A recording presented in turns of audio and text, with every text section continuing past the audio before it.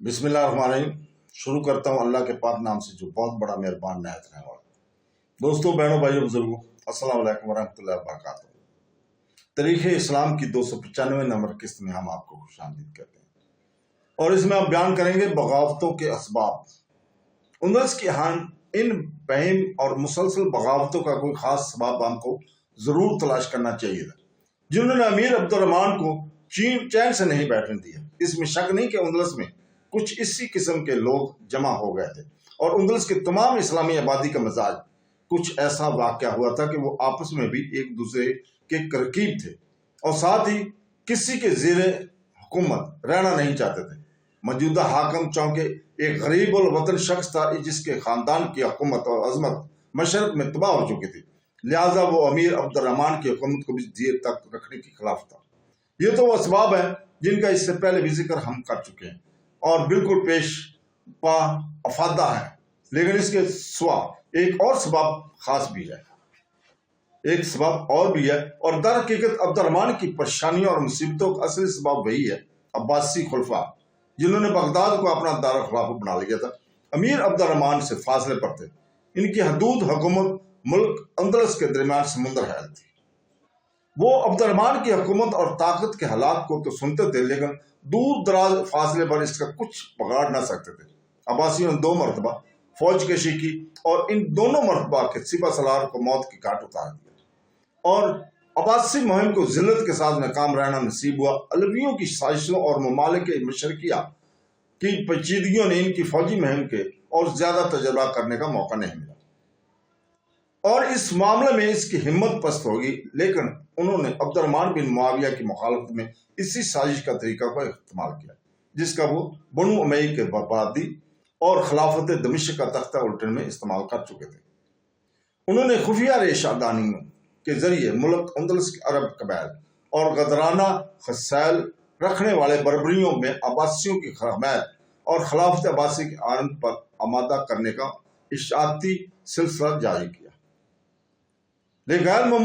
मालूम और गैर महसूस तरीके पर अब्बासी बलाद अंदलस में आने जाने और अनवा और इकसाम के तरीकों से अपना काम करने लगे। इसी तरह अक्सर अरब सरदार और बर्बरी नौ मुस्लिम अमीर अब्दुर्रहमान की हुकूमत बटाने और अब्बासी खलीफा की निगाह में अपनी इज्जत बढ़ाने के लिए मुस्तैद हो गए। जब मुस्तैद हो गए, इन लोगों ने बार बार बगावतें की और खुद ही नुकसानात उठाए, क्योंकि दरबार बगावत से कोई फौजी इमदाद उंदलस के बागियों को नहीं पहुंची जा सकती थी।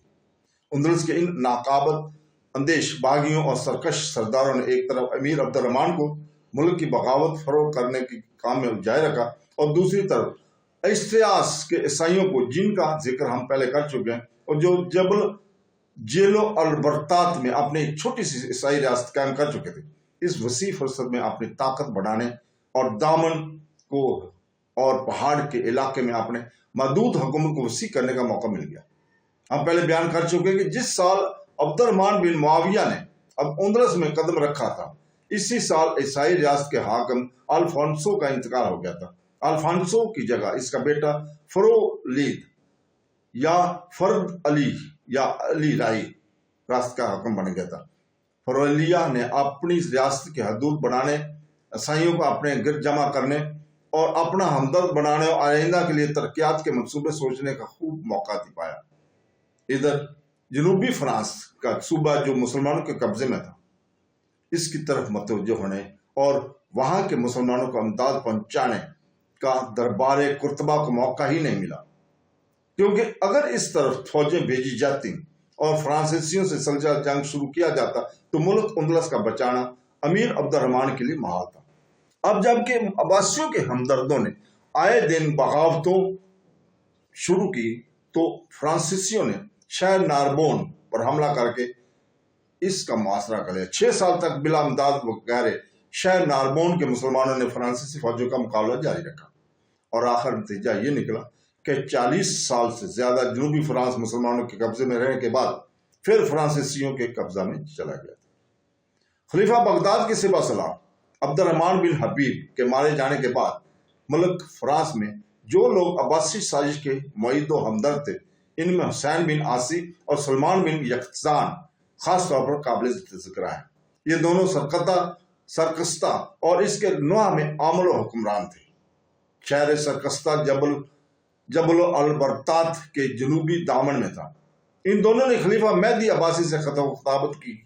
خلیفہ مہدی بڑا نیک اور با خدا خلیفہ تھا، مگر یہ انسانی فطرت کا تقاضا تھا کہ اس کو بنو امیہ سے نفرت اور عبد الرحمن کے اندلس میں برسر متحد ہونے سے ملال تھا۔ دربار خلاف بغداد سے ان لوگوں کی ہمت افزائی ہوئی اور ان دونوں نے فرانس کے بادشاہ شارلمین سے خط و خطابت کر کے اس کو ملک اندلس پر حملہ کرنے کی ترغیب دی، اور یہ بھی بتایا کہ خلیفہ المسلمین مہدی عباسی جو تمام عالم اسلام کے دینی اور دینوی پیشوا ہیں، ان کا بھی یہی منشا ہے کہ عبد الرحمن اور اس کی حکومت کو مٹا دیا جائے۔ لہذا اور اکثر مسلمان اندلس آپ کے شریک حال اور ہر طرح معاون مددگار ہوں۔ شارلمین کے لیے اس سے بڑھ کر کوئی زرعی موقع اندلس کی فتح کرنا ہو سکتا تھا، اور اندلس کی فتح سے بڑھ کر کوئی دوسرا کارنامہ اس کے شہرت اور عظمت کے لیے ممکن نہ تھا، مگر وہ صوبہ اربونیا اور شہر ناربون کے مٹھی پر بے یار و مددگار مسلمانوں کی ہمت اور استقلال اور شجاعت اور بہادری سے خوب واقف تھا۔ اس لیے اس نے اندلس پر حملہ کرنے میں اجلت اور شتاب زدگی سے کام نہیں لیا، بلکہ اچھی طرح اپنی فوجی تیاری کی اور ساتھ ہی اندلس کے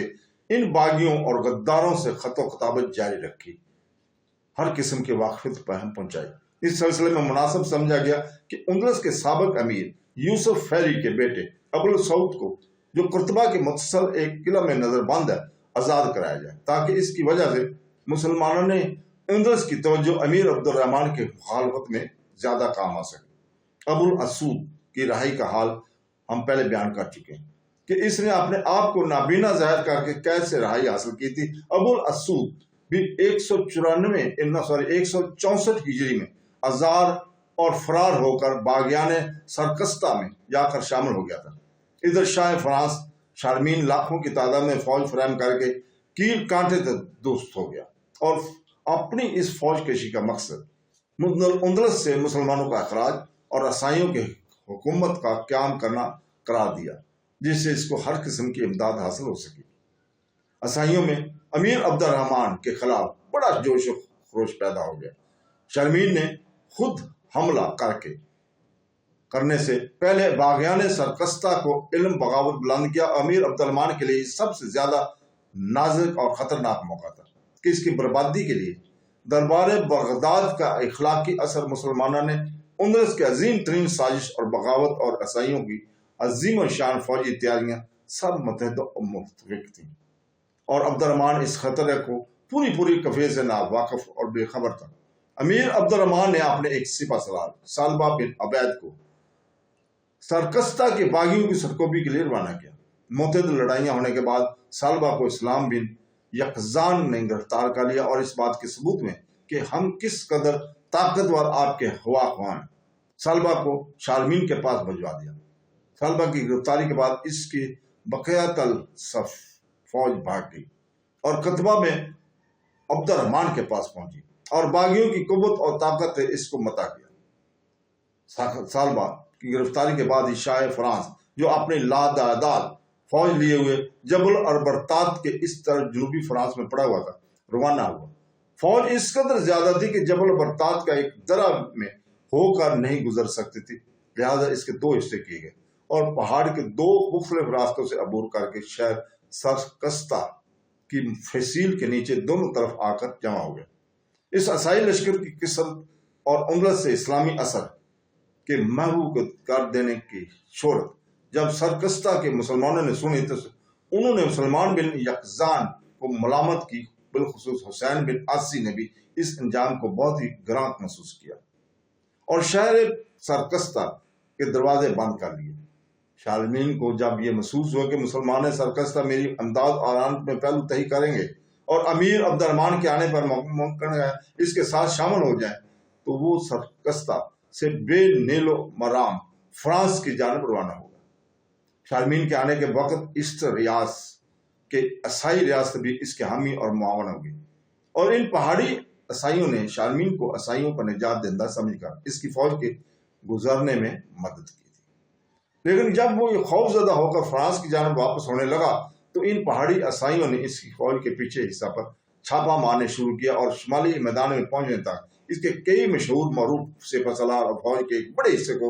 قتل کر دیا۔ ان پہاڑی عیسائیوں نے جو پہاڑوں کے اندر خود مختارانہ زندگی بسر کر رہے تھے اور طاقت کو دم بدم بڑھا رہے تھے، شارمین کو اس بات کی سزا دی کہ وہ کیوں مسلمانوں سے ڈر کر واپس ہوا ہے۔ اس طرح شارمین واپس ہوا اور اس کو حسین بن عاصی سلمان بن یکزان نے قتل کر کے خود سرکستہ کی حکومت باغی افواج کی قیادت اپنے ہاتھ میں لے لی۔ اس کے بعد ہی امیر عبد الرحمن بھی قرطبہ سے فوجیں لیے ہوئے سرکست کے سامنے آ پہنچا اور فوراً سرکست پر محاصرہ ڈال دیا۔ حسین بن عاصی نے اظہار اطاعت اور صلح کی درخواست کی۔ امیر عبد الرحمن نے اس کی یہ درخواست منظور کر لی، سرکستہ سے فارغ ہو گیا۔ امیر عبد الرحمن نے شاہ فرانس کے اندلس کی طرف آنے کی جواب میں فرانس کا قصد کیا اور پہاڑی دوروں کو بآسانی عبور کر کے فرانس کے میدان میں پہنچ گیا۔ اس موقع پر اسٹریاس والے عیسائی اپنے پہاڑوں کے گوشوں میں چھپے اور سہمے ہوئے بیٹھے رہے اور انہوں نے اس کو بہت غنیمت سمجھا کہ امیر عبد الرحمن ہماری طرف ملکفت ہی نہ ہو، جیسے کہ پہلے ہم کوئی امیران کی طرف نہ ہوا تھا۔ حالانکہ اس مرتبہ پہاڑی عیسائیوں نے، جن کو پہاڑی قزاق سمجھا جاتا تھا، شارمین کے بہت ساتھ سامان لوٹ لیا تھا اور اس کی فوج کو نقصان پہنچایا تھا۔ اس لیے امیر عبد الرحمن نے ان کی طرف متوجہ ہونے یا ان کو نقصان پہنچانے مطلق خیال نہیں کیا، بلکہ ان کے وجود کو جو اندلس کے شاہی لشکر کے لیے اب تک موجب تقریب نہ ہوا تھا غنیمت سمجھا۔ فرانس کے میدان میں پہنچ کر امیر عبد الرحمن نے فرانس کے نصف جنوبی حصے کو خوب تاخت و تاراج کیا، بہت سے قلعوں کو مسمار کر ڈالے، بہت سے شہروں کو پناہیں ٹھا دیں اور نہایت عجلت کے ساتھ بہت بڑے بڑے رقبے میں طاقت و تاراج کر کے واپس چلا آیا۔ شارمین فرانس کی شمالی حدود کی طرف بھاگا تھا، وہ اپنے ملک کے اس جنوبی حصے کو حریف کی تاراج سے متعلق نہ بچا سکا۔ امیر عبد الرحمن فرانس میں زیادہ دنوں نہیں ٹھہر سکتا تھا، کیونکہ اسے کس کو اپنے ملک کا حال معلوم ہوتا کہ وہاں بغاوت اور سرکشی کا کس قدر سامان موجود ہے۔ لہذا وہ فوراً ہی ملک فرانس سے واپس چلا آیا اور قرطبہ میں پہنچ کر مشکل سے چند مہینے گزرے ہوں گے کہ 165 ہجری میں سرکستہ سے حسین بن عاصی کی باغی ہونے کی خبر آئی۔ عبد الرحمن نے غالب بن تماتنا بن علقمہ کو اس بغاوت کے فروغ کرنے کے لیے روانہ کیا۔ غالب اور حسین میں تقریباً 1 سال تک لڑائیوں کا سلسلہ جاری رہا اور یہ ہنگامہ فروغ نہ ہوا۔ تب مجبوراً امیر عبد الرحمن نے سن 166 ہجری میں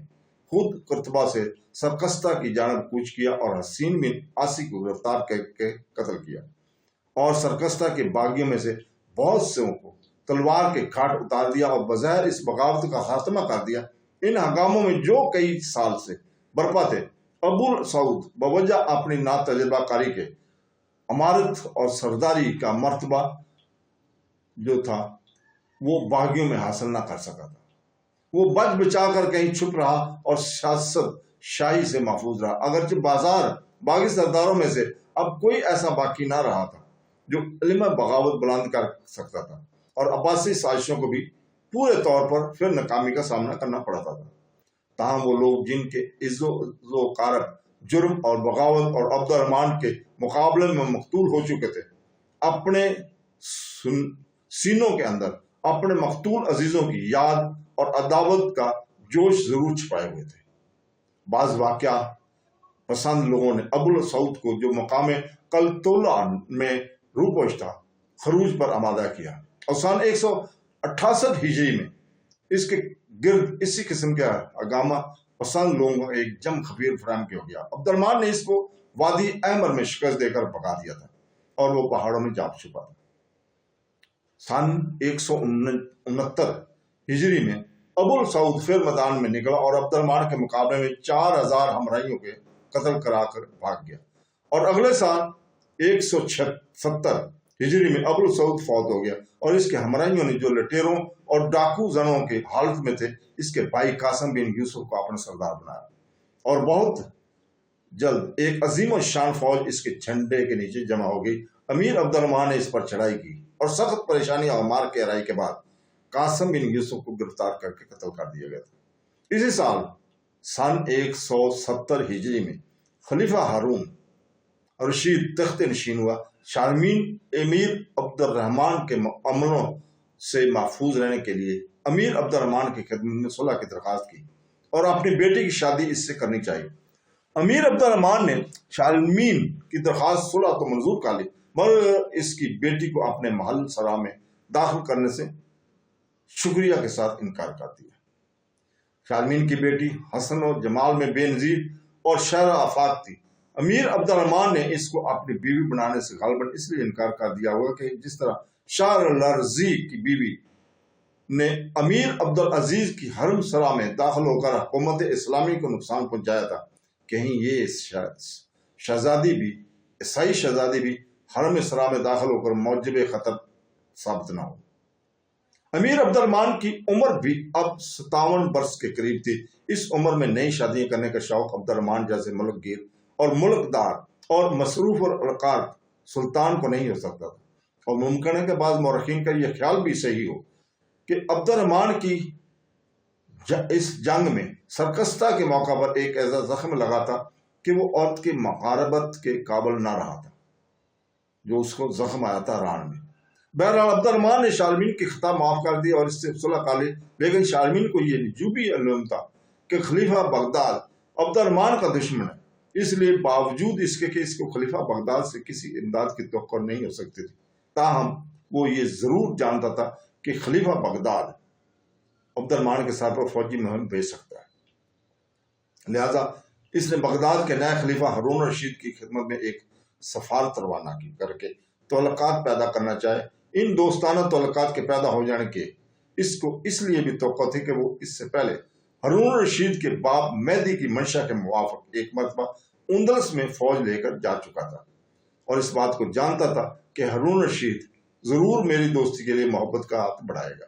چنانچہ شارمین کا خیال صحیح ثابت ہوا اور اس خلیفہ ہارون رشید نے شارمین کے سفیروں کی بڑی آوبھگت کی اور ایک گھڑی شارمین کے پاس ہدیہ تن بھجوائی۔ شارمین کے تعلقات اپنے پڑوسیوں یعنی یورپ کے عیسائی بادشاہوں سے زیادہ گہرے نہ تھے۔ اگر وہ ایسا ہی صلح جو اور الفت اور پرست ہوتا تو سب سے پہلے یورپ کے عیسائی سلاطین سے محبت اور دوستی کے تعلقات ہی بڑھاتا، لیکن اتنے دور دراز یعنی بغداد میں سفارتکار بھیجنے سے اس کی غرض صرف یہ تھی کہ کسی طرح اندلس کی اسلامی سلطنت کے خلاف کوئی تدبر کارگر ہو سکے۔ اسی طرح ہارون رشید نے بھی شارمین سے دوستی کے تعلقات پیدا کرنے میں سلطنت کی مخالفت مد نظر رکھی تھی، مگر ان دونوں کے مقاصد پورے نہ ہوئے اور عبد الرحمن یا اس کی اولاد کو نہ ہارون رشید کوئی نقصان پہنچا سکا اور نہ شارمین سے کچھ ہو سکا۔ تو دوستو، بہنوں بھائیو بزرگوں، اجازت چاہتے ہیں کل تک کے لیے۔ اللہ حافظ۔